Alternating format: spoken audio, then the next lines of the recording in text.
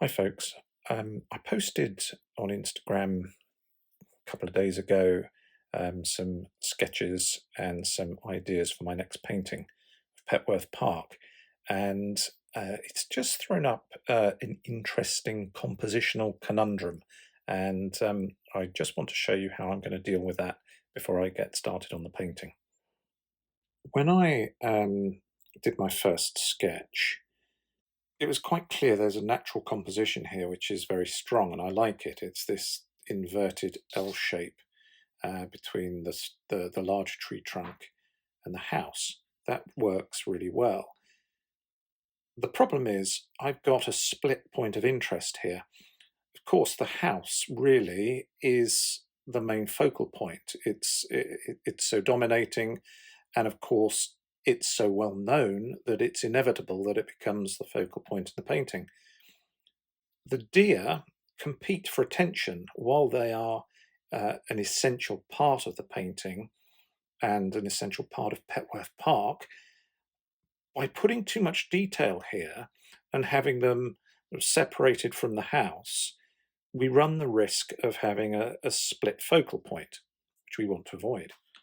So when I did my tonal sketch, I thought, right, okay, let's put another deer just in front of the house here.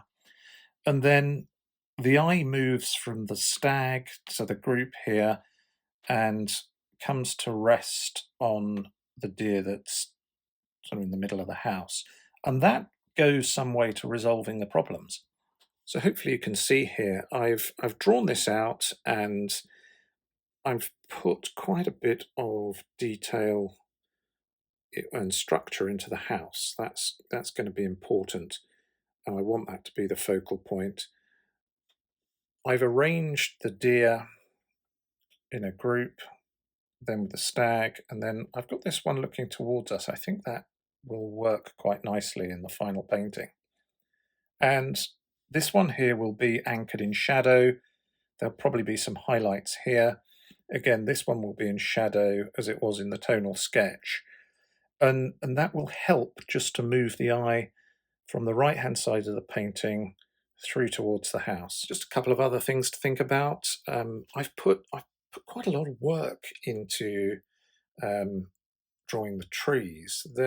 It's an important part of the composition, and the way that these branches come down and provide a nice little aperture through which we can look at the house, I think is rather nice. I've put quite a lot of work into them because up in this left-hand corner, and in fact across here as well, I want the light that's coming from the right to be catching some of these against some dark clouds in the background. So there'll be some nice tonal detail up there. And on a large painting like this, while certainly a lot of the smaller branches and the twigs will just be rendered in whatever way my brush decides to do it, the larger branches and certainly the boughs of the tree need to be put in fairly carefully.